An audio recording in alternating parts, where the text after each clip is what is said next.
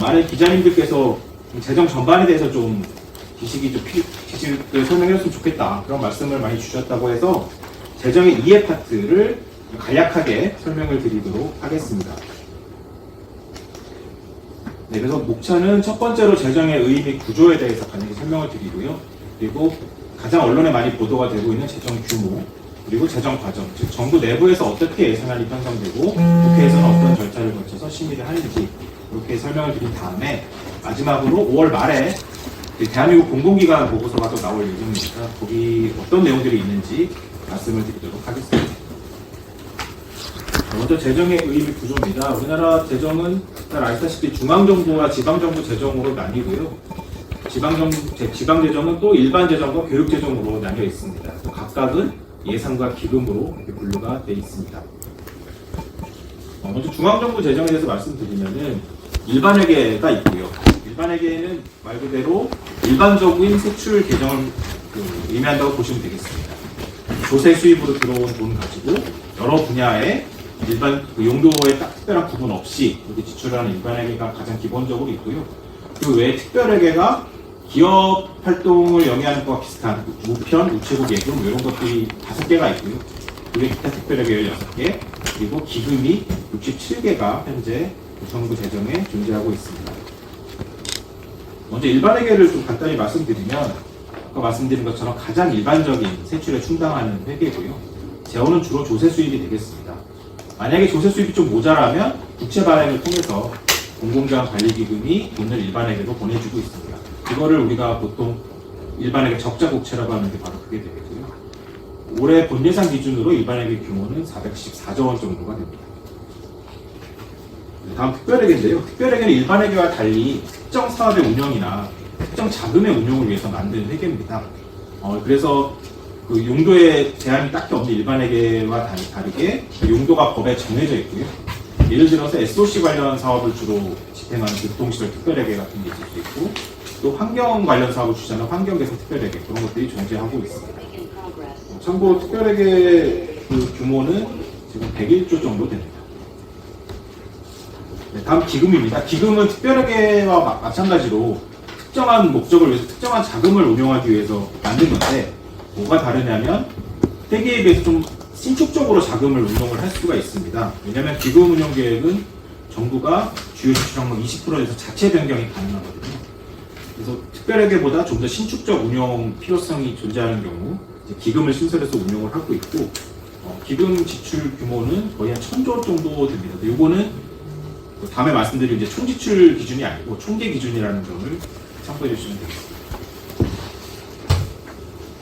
참고로 기금에 여러 가지 유형이 있는데 일반적인 사업성 기금이 있고요. 그 외에도 잘 아시는 국민연금, 공무원연금 같은 연금이나 보험 지출을 위한 사회보험성 기금, 그리고 기술보증기금, 무고, 신고같이 사실상 금융활동을 수행하는 금융성 기금, 그리고 공공자금관리기금처럼 국채를 발행해서 모은 돈을 각 회계기금에 뿌려주는 어떤 그 돈의 그 중간 매개체 역할을 하는 계정성 기금, 이렇게 종류가 존재합니다. 그 다음 지방재정입니다. 지방재정은 각 지자체의 일반재정과 교육청의 교육재정으로 나뉘고요. 일반재정은 중앙정부와 마찬가지로 일반회계, 특별회계, 기금 이렇게 나뉘어져 있습니다. 교육재정도 교육비 특별회계랑 기금으로 나뉘어져 있고요.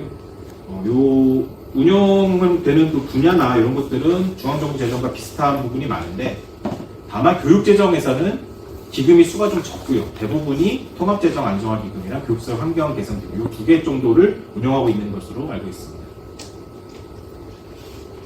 자, 그러면은 재정 규모로 넘어가겠습니다. 재정 규모에는 여러 가지 개념이 있는데 먼저 총계입니다. 총계는 그냥 각각의 세액과 세출을 단순 합계한 지표입니다. 그래서 그러다 보니까 이제 올해 보시면은 1530조 정도 되거든요. 그래서 여러분들이 알고 계시는 673조 본예산 기준으로 그거랑은 좀 차이가 많이 나죠. 이거는 내부 거래랑 차입 상환 등의 보전 거래까지 그냥 모두 단순 합계를 한 수치이기 때문입니다. 그럼 이 총계에서 내부 거래를 제외한 게 바로 순계가 되고요. 순계는 올해 본예산 기준으로 1166조로 한 350조 정도 줄어들게 됩니다.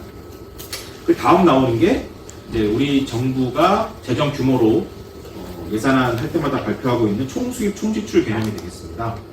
이 총기출은 총계에서 그 금융성 기금을 제외를 하고요. 외평 기금도 제외를 합니다. 그리고 내부거래, 보전거래까지 차감을 하기 때문에 정부는 이것을 실질적인 재정지출 규모다. 그렇게 보고 매년 이 수치를 기준으로 그 예산 규모를 발표를 하고 있습니다. 올해 본예산 기준으로는 673.3조 원이고요. 이거 외에도 이제 국제기구에서 국제비교 등을 위해서 쓰는 일반정부라는 개념이 있는데, 그거는 이제 지방정부까지 이제 합산한 개념이 되겠고요. 그거는 통계가 좀 늦게 나옵니다. 그래서 아직 기재부에서 23회계년도 통합재정을 발표를 아직까지도 안 했고, 그러다 보니까 22년도 기준으로는 840조 정도 된다는 거 참고해 주시면 되겠습니다. 다음으로는 분야별 재정지출에 대해 설명을 드리겠습니다. 저희 정부가 이제 예산안 할 때 발표하는 분야는 총 12대 분야라고 보통 우리가 얘기를 하고요. 보건복지고용, 교육 뭐 등등이 있습니다. 보시면은 가장 규모가 큰 거는 보건복지고용이고요. 최근에 증가율이 높았던 거는 물론 복지가 꾸준히 높았긴 했습니다만 환경이랑 외교 통일 이쪽이 좀 높았습니다. 특히 최근에 ODA가 많이 확대가 되면서 외교 통일이 급격하게 늘어나는 모습을 볼 수가 있습니다. 다음에 예산의 구조입니다. 예산은 국가재정법에선 장관 항까지 되어 있고, 실제로는 분야부문 프로그램 밑에 단위사업, 세부사업까지 5단계로 구성이 되어 있습니다. 실제로 정부가 편성하고 국회에서 심의하는 단위는 세부사업, 마지막 세부사업 단위인데요. 올해 본예산 기준이 한 9,000개 정도가 존재합니다. 다음으로 의무지출과 재정지출에 대해 설명드리겠습니다. 최근에 정부가 예산안 편성 지침 낼 때 재정 지속 가능성 얘기를 하면서 의무지출 관리 필요성 이런 언급을 해가지고 좀 주목을 받고 있는데, 의무지출은 말 그대로 법령에 의해서 지출 대상과 단가 등이 정해져 있는 지출입니다. 한마디로 지출을 해야 하는 그런 항목이 되겠고요. 그 외에 나머지 것들을 재량지출로 보고 있습니다. 참고로 이제 올해 본예산 기준으로 의무지출 비중이 한 54%, 재량지출이 한 42%를 차지하고 있습니다. 최근 추이를 보시면 의무지출이 좀 가파르게 늘어나고 있습니다. 8.2% 최근 5년간 증가하고 있고, 반면에 재량지출은 1.4% 정도로 굉장히 낮게 증가하고 있는데, 이는 의무지출은 법령을 개정하거나 하지 않는 이상 지출을 줄이기가 어렵고 자연스럽게 증가하게 되는데, 재량지출은 최근에 정부가 좀 재정 건전성을 강조하는 추세로 좀 증가를 억제한 그런 측면이 있습니다. 다음은 재정 수지에 대해 설명드리겠습니다. 재정 수지로는 기본적으로 총수입에서 총지출을 뺀 통합재정 수지가 기본적인 지표인데요. 우리 정부는 여기서 사회보장성 기금 수지를 뺀 관리재정 수지를 재정용 목표로 삼고 있습니다. 왜냐하면 국민연금이나 이런 것들이 아직 들어오는 그 보험료에 비해서 나가는 보험료가 많이 작은 상태고, 그렇지만 앞으로 점점점 지출이 커질 거기 때문에 지금 현재 흑자가 나고 있다고 해서 이거를 진정한 재정 수지 흑자로 볼 수 있느냐, 그런 차원에서 사회보장성 기금 수지를 뺀 관리재정 수지를 재정용 목표로 삼고 있고요. 그러다 보니까 관리재정 수지, 통합재정 수지는 흑자더라도 관리재정 수지는 적자가 계속 지속되고 있고요. 특히 최근 3년 코로나 이후에는 약 100조 원 규모의 관리재정 수지 적자가 지속되고 있는 상황입니다. 네, 다음 국가채무입니다. 국가채무에는 좀 포괄 범위에 따라서 여러 개의 개념이 있을 수 있는데, 일단 제일 위에 있는 D1이라는 거, 이게 정부가 공식적으로 발표하는 국가채무입니다. 이건 중앙정부 그리고 지방정부 순채무를 포함하고 있는 거고요. 현금주의 기준으로 작성이 됩니다. 그에 비해서 이제 그 밑에 있는 D2라는 지표, 일반정부 부채인데요. 이건 국제비교에 주로 쓰이고요. IMF나 OECD에서 활용을 하고 있습니다. 23년 기준으로는 1217.3조 원으로 좀 크고요. 이거는 발생주의 기준으로 작성되는 특징이 있습니다. 그리고 마지막으로 그거보다 좀 더 포괄 범위가 큰 D3 지표도 있는데, 이거는 좀 지표를 작성해서 발표하는 나라가 그렇게 많지 않고 그래가지고 주로 D2까지 국제비교로 많이 쓰이고 있습니다. 최근에 좀 문제가 됐던 게 국가채무의 그 총량보다도 그 성질별로 봤을 때 실질적인 상환 부담이 있는 게 적자성 채무거든요. 아까 말씀드렸던 일반에게 적자 부채 같은 거. 근데 외평기금 같은 경우는 우리가 원화를 채권을 발행해서 그 돈으로 달러를 사게 되면 대응 자산이 존재하지 않습니까? 그래서 그런 것들은 우리가 금융성 채무로 분류를 하고, 그에 비해서 대명사실이 없는 걸 적자성 채무로 분류를 하고 있는데, 최근에 국가채무 총량 증가도 증가지만 적자성 채무 비율이 매우 빠르게 증가하고 있다. 그 점에서 좀 국가채무의 질적인 측면은 좀 더 악화되고 있는 그런 모습을 보이고 있습니다.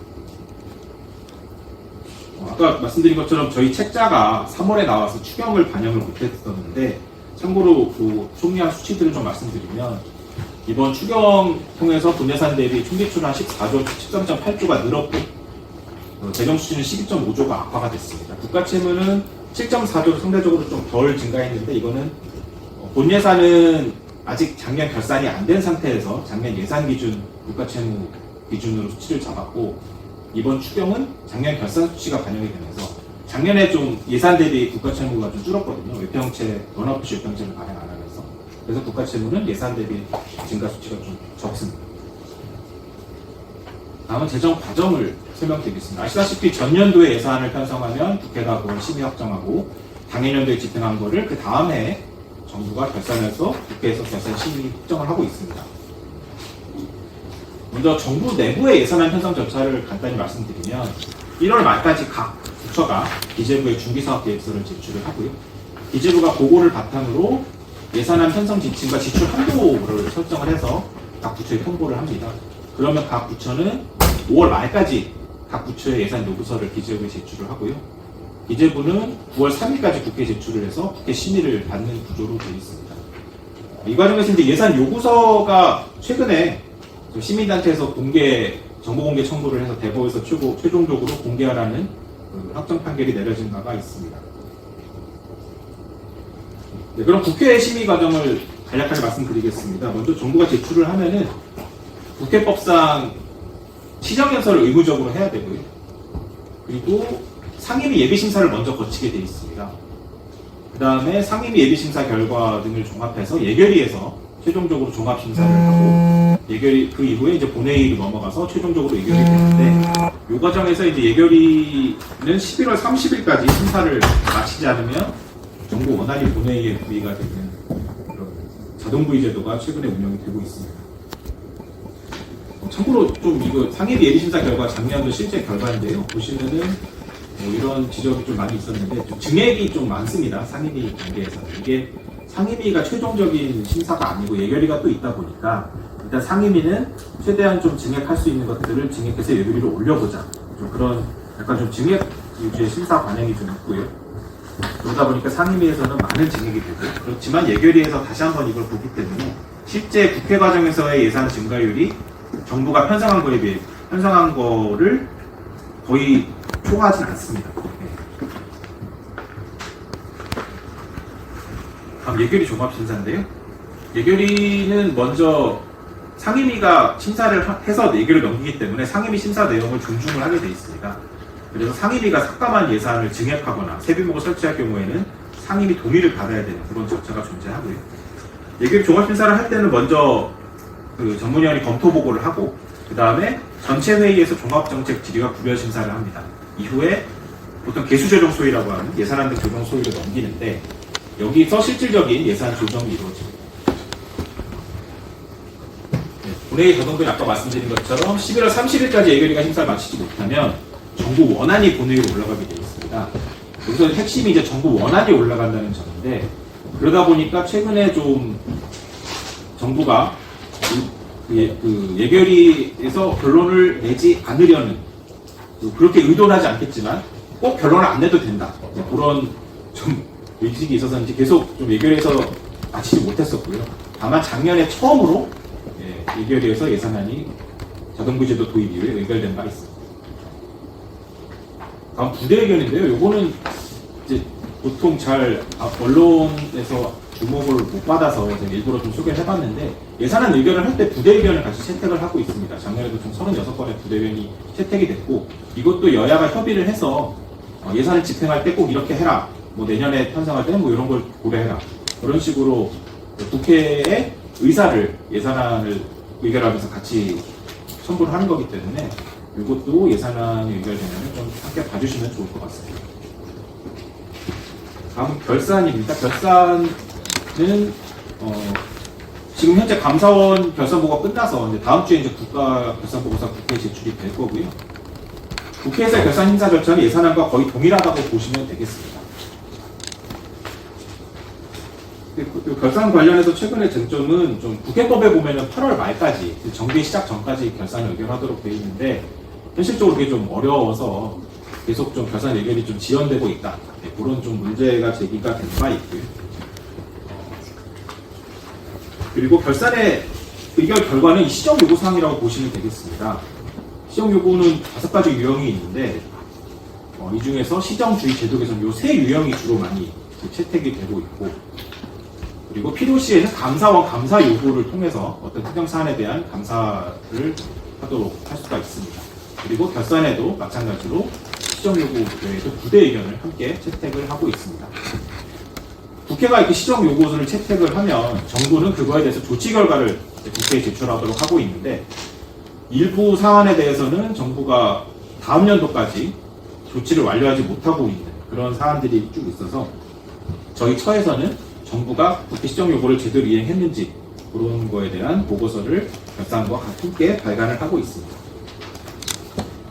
마지막으로 대한민국 공공기관에 대해 소개를 드리겠습니다. 다음 주 발간을 목표로 지금 저희가 작업을 하고 있고요. 331개 공공기관의 주요 현황, 특히 ESG 관련해서 제대로 하고 있는지, 지방 이전 현황이라든지, 또 복리후생이라든지 그런 것들을 일목요연하게 저희가 정리를 했으니까요. 다음 주 발간되면은 많은 관심 부탁드리겠습니다. 이상 설명을 마치겠습니다. 감사합니다.